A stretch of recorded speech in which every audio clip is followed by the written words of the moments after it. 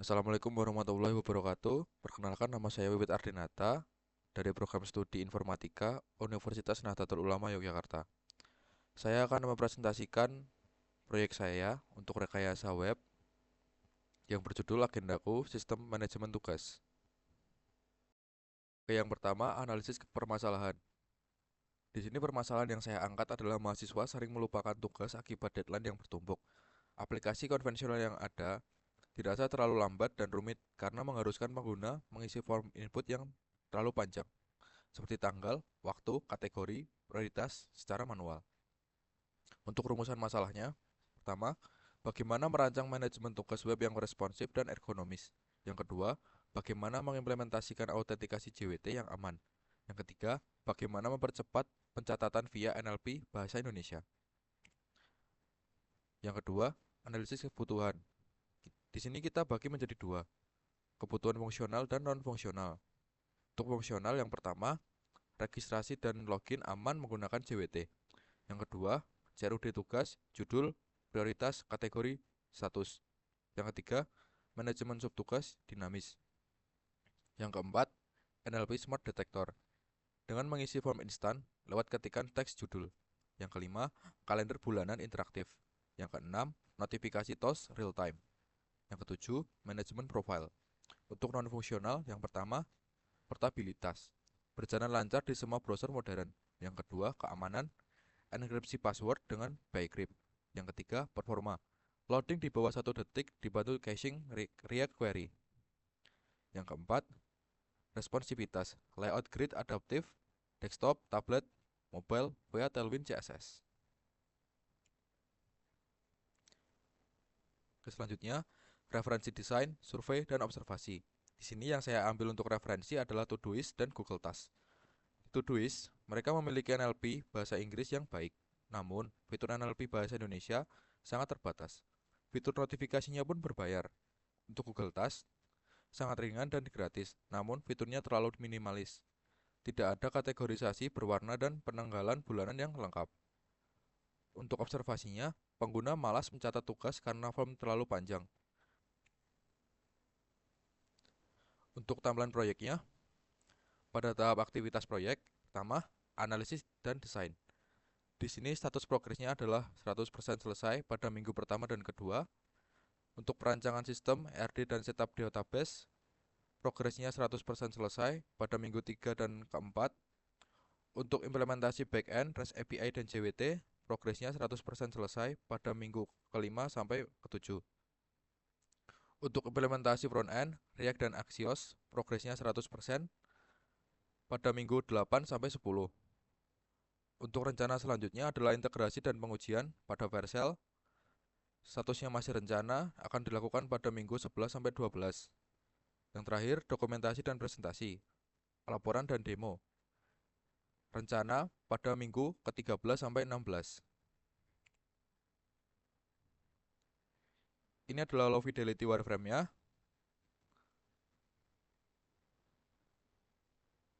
Ini adalah tampilan websitenya. Dimulai dari halaman register,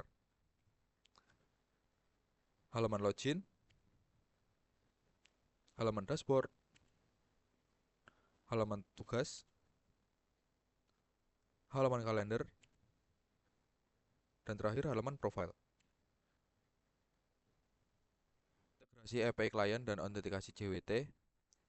Yang pertama, import libraries pada line 3 menggunakan Axios untuk melakukan request HTTP. Yang kedua, inisialisasi API client, kita bisa lihat di line 5 sampai 9, membuat instant Axios dengan base URL server. Diambil dari environment variable void underscore API underscore URL atau default localhost. Mengatur konten type header ke application JSON dan timeout 10 detik. Yang ketiga, request interceptor, kita bisa lihat pada line 12 sampai 21. Yang ketiga, request interceptor, kita bisa lihat pada line 12 sampai 21, berfungsi sebagai pencegah sebelum request dikirim. Aplikasi mengambil token JWT dari local storage dengan key agendaku underscore token dan menambahkannya ke header authorization sebagai bearer token jika pengguna sudah login. Yang keempat, respon interceptor. Kita bisa lihat pada line 24 sampai 36, berfungsi sebagai pengecek setelah server merespons. Jika muncul error 401 unauthorized, token expired atau tidak valid, aplikasi otomatis menghapus token dan data pengguna dari local storage dengan key agendaku_token dan agendaku_user dan mengarahkannya pengguna ke halaman login agar akun keluar logout demi keamanan. Untuk skema relasi database ERD Prisma, definisi relasi tabel, user memiliki relasi one to many dengan kategori. Satu user dapat memiliki banyak kategori tugas custom. Yang kedua, user dan task memiliki relasi one to many, data diisolasi per akun. Yang ketiga, kategori dan task memiliki relasi one to many, satu kategori mengelompokkan banyak tugas. Yang keempat, task dan subtask memiliki relasi one to many. Satu tugas utama dapat dipecah menjadi banyak item subtugas. Terima kasih, kita akan lanjutkan pada demo. Oke, kita lanjutkan pada demo website. Di sini kita sudah masuk pada halaman register. Langsung saja kita buat akun di sini dengan mengisi nama lengkap, email, dan password.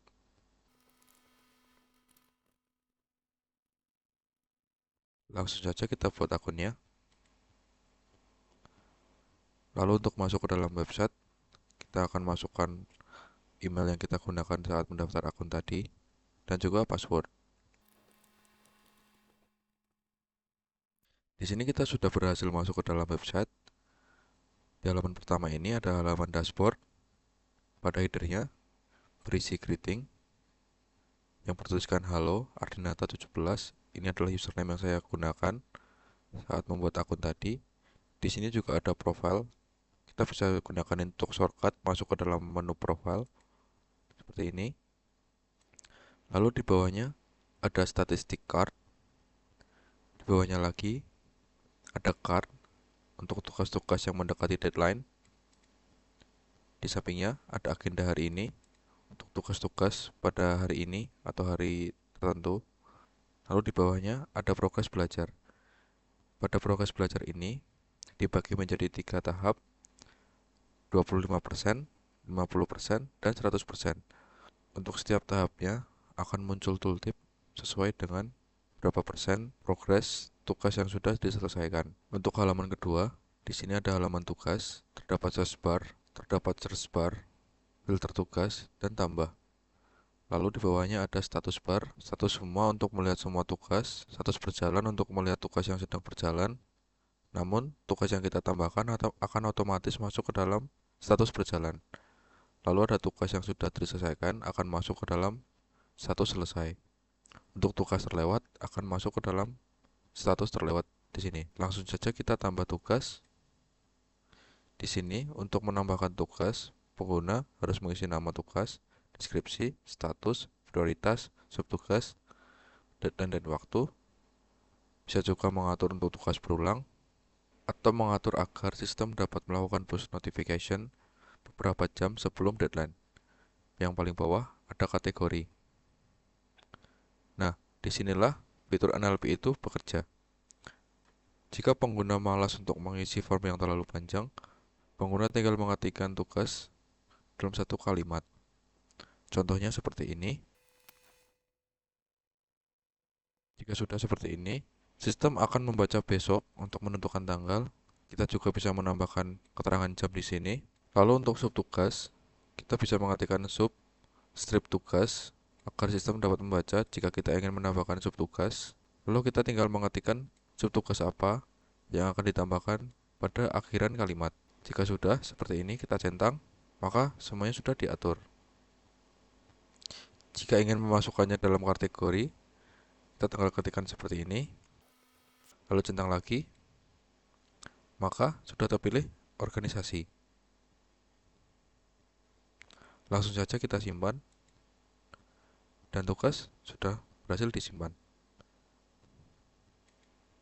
Subtugas juga berhasil ditambahkan.